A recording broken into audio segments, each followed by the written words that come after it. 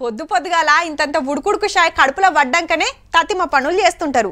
పట్నాలలో ఉండేటోళ్ళు పొద్దున్న దాకా 3-4 షాయలన్నా గుంజుతారు. నడిమిట్ల దోస్తులు కలిస్తే ఇంకో 2 ఎక్కువనే అవుతాయి. ఇక టీ స్టాల్ కాడికి పోయినమా, ఓ షాయ్ కప్పు చెప్పుకున్నామా, తాగినమా అన్నట్టే ఉంటారు చాలా మంది. ఇప్పుడంటే పట్నంలో ఏడబడితే ఆడ టీ స్టాల్స్ ఉన్నాయి కానీ మునుపు ఇట్లా లేకుండేనుల్లా షాయ్ తాగాలంటే కెఫేలకు హోటల్కు పోయేది. ఇంతకు ముచ్చటేందంటే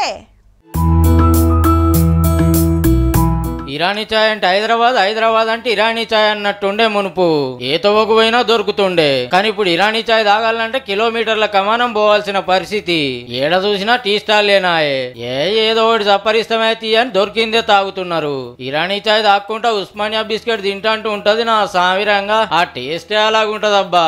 ఇరానీ చాయ్ కదా, కొంచెం స్పెషల్ గా ఉంటుంది, కొంచెం రిలీఫ్ ఉంటుంది. అడ్డగోలుగా టీ స్టాల్లు రోజుకో తీరు ఫ్రాంచైజీలు వచ్చి తీర్ల ఛాయలు అమ్ముతుండే వరకు జరంత వెనకపట్టు పట్టింది గానీ ఇరానీ చాయ్ ముంగట ఇంకేం టేస్ట్ పనికి రాదంటుంటారు కాయిస్ చేస్తోళ్ళు. అందుకే జనంత దూరం ఉన్న కేఫ్ లో పోయే తాగుతున్నారు చాలా మంది.